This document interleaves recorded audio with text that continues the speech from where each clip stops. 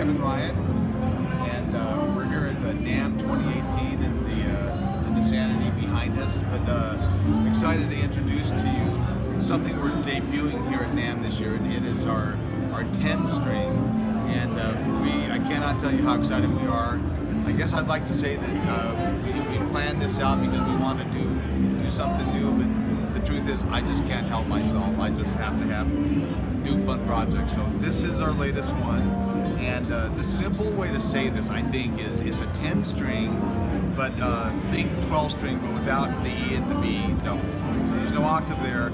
So I think the simple tour is simply to say that it's a guitar you can make sound like a 12-string, and you get that big, beautiful, lush, that sound that we associate with the 12 strings. But when you want to do leads up here, you've got a 12 and a 16, and you're going to be able to get that sound that you need out of these strings doing your single note leads and runs. And I have to also say a tip of the hat to Eric Lagasse, the great blues and folk player in Chicago.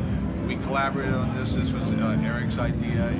It was, I thought, normally these sorts of ideas I'm not that keen on, but this idea I thought, okay, we like that a lot. So I'll just give you a quick tour of some of it. This happens to be the 10-string version of our Abbey, which is our parlor guitar. Some of the innovations we've done, for instance, right here, if you can see the saddle, one of the problems with most multi-string instruments is you have the octave string, which really requires a different kind of compensation than the fundamental string. But that's never been done before because one needs more compensation than the other. They're right next to each other. So we solve that by, on our CNC, having the flutes go where the strings are, so we can achieve that compensation. Also notice here, the octave strings are go right through the bridge, kind of like what you'd see on a pinless bridge. We've integrated that into this so that the octave string actually can dive underneath the head of the string in front of it, and therefore the strings can be really close where they belong. They don't belong far apart because it had to wrap around the pin ahead of it. So we like that. The headstock is asymmetrical. That was a challenge for the obvious reason that we didn't want a string crossing over from one side to the other. So we've kind of retained that our shape of our headstock. This happens to have what we call a Pueblo Rose Arts and Crafts Rose inlay.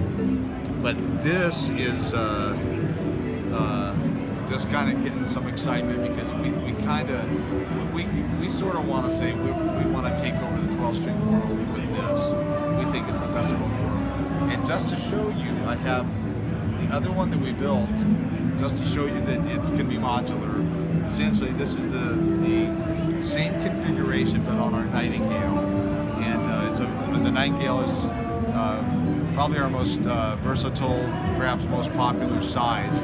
But we did the same thing here, different bridge, the same concept, a hybrid bridge with the CNC cut saddle, so we have the compensation. And it happens to be the same exact headstock,